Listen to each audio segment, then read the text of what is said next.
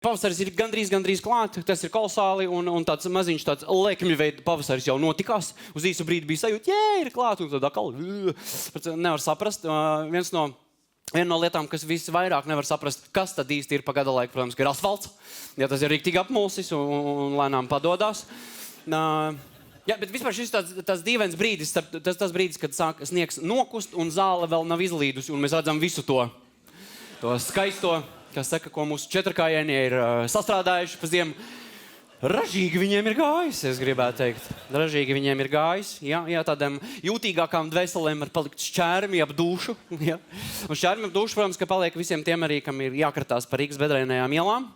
Un ir arī pa kādam veiksminiekam, kam ir gadījies nolaust riteni, braucot pa bedrēnajām Rīgas ielām. Te mums ir neliels video fragments iz kādas no lielajām Rīgas ielām, jo tur rindā stāv. Izskatās, ka viņi stāv rindā uz bedrēm, bet ne, īstenībā tās bedres ir labi izvietojušās, labi izkaisītas. Mērs Rīgas par to īpaši nekādu sašutumu it kā neizrādīja, bet tajā brīdī, kad jau cilvēki sāka laust riteņus nost, lūk, tāds mums citāds ienācās situācija ar bedrēm. Ielās mums šobrīd ir struntīga, pat ļoti struntīga. Ja, un tā viņš paliks domādams par to līdz nākamajam pavasarim, jo visdrīzāk nekāds īpašais risinājums mums te nenāks.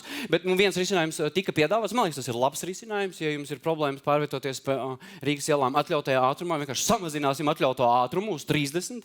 Ar to, tad lavīšanās sākās, principā nevis braukšana.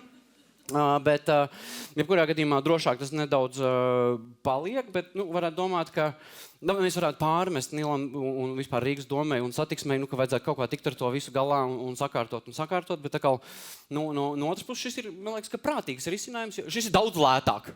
Ja iedomājieties, cik izmaksā saremontēt visus ceļus? Ļoti daudz. Cik izmaksā uzlikt pāris zīmes 30? Ja? Es domāju, ka tā ir ļoti prātīga saimniekošana tādā ziņā.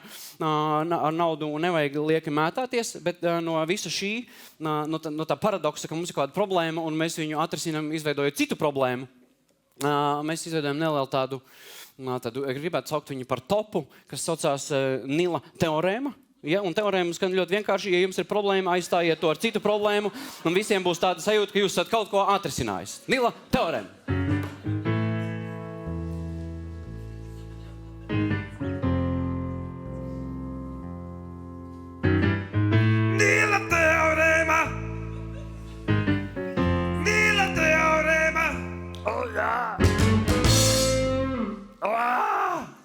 Šis ir skaistākais džingls, kāds mums laiks ir bijis. Bravo! Bravo! Bet jā, mums bija, pirms kādu laiciņu bija ēnu diena, un man arī bija pievienojušās ēnas, vesels 6 gabals, un mēs viņām iedevām tādu kā uzdevumu atrisināt šo teorēmu, jo viņi tomēr iet skolā, viņi izglīto cilvēku atšķirībā no manis, un viņi mums drusciņi arī palīdzēja. Kā jūs saprotat, Nila teorēmas galvenā ideja, un tas, arī ko mēs viņiem uzdevām, mums ir kaut kāda problēma, kā mēs viņu varam atrisināt, radot citu problēmu. Līdz ar to problēmā ir augsts diezgan valstī bezdarba līmenis. Mēs piedāvājam viņu risināt ar manām ēnām kopā, uzlikt naudas sodu par nestrādāšanu. Jā, tas gaužām vienkārši tagad maksā pabalstu, kas man liekas ir stulbi, bet ja jums būtu sods, jūs iespringtu. Mums ir problēma ar to, ka bērndārzos ir rindas, un mēs piedāvājam, ka nevajag stāvēt rindā, vajag stāvēt aplī, un es domāju, ka problēma atrisināsies momentāli. Un siltāk būs bērndārzos. Mums ir problēma, dažiem cilvēkiem problēma ar to, ka ir grūti piecelties no rīta, tāpēc mēs piedāvājam rītu pārsaukt pa vakaru, un tagad jums būs grūti piecelties vakarā. Problēma atrisināta momentāli. Pēdējos gados mums ir bijis diezgan sarežģīti ar uzvaru Eirovīzijā. Var sakot, neiet, ja, un vienīgā cerība, kā saka, izbālēja, jo pie karuseļa es domāju, ka visi iemiks, bet lai vai kā, balss skaista tādā ziņā, bet depresīva Jēzus. Mēs nevaram uzvarēt Eirovīzijā, tāpēc mums ir ierosinājums, mēs rīkojam paši savu Eirovīziju, paši par sevi balsojam, paši priecājamies, un tad mēs dzirdēsim tādus teikumus kā "And 12 points from Latgalia goes to Latvijā!" Un mēs visu laiku uzvarēsim. Valstī ir kaut kādas problēmas, ko es gan nekad neesmu saskatījis, bet cilvēki runā, ka ir problēmas ar alkoholismu, un mēs piedāvājam to pašu risinājumu, ko mēģina izdarīt ar cigaretēm. Cigaretes mēģina slēpt, mēs piedāvājam slēpt alkoholu. Es domāju, pirmkārt mēs atrisināsim šo problēmu, otrkārt, kāda jautrība, aizej uz veici un atrodi. Jā. Jep, tas vairs nevar bez 10 aiziet. Tev ir 8 jāiet, kamēr tu sameklēsi. Tur reāli jāparaujās. Rīgā ir problēmas ar gaisa piesārņojumu, un mēs piedāvājam noņemt tās gaisa kvalitātes kontrolas stacijas, un problēma atrisināsies. Tātad, šis joks patiesībā nav nemaz tik joks un nav nemaz tik smieklīgi, jo Valdemara ielā pirms 2 gadiem noņēma tieši šo staciju, jo baigi piesārņots rādīja stacija. Un problēma ir prom. Bet, protams, ka galvenā problēma, pagaidām tā galvenā problēma, ko tad ar tām bedrainajām ielām darīt un kā tās bedres ātri salāpīt, lai tā satiksme būtu drošāka. Un šeit mums ir ļoti jauks risinājums, kuru mēs varam apstīties video formātā. Lūdzu. Esiet sveicināti rubrikā, kas cilvēkiem uz mēles. Un cilvēkiem uz mēles ir acīm redzams fakts, ka Rīgas ielās laikam ir bijis karš pa kluso, jo izskatās diezgan sabombardēts. Un rīdzinieki ir diezgan neapmierināti par ielu tehnisko stāvokli. Bedru bedrēs viss esot, bet es gribētu apgalvot, ka ar bedrēm un ar ceļiem ir līdzīgi kā ar laikapstākļiem.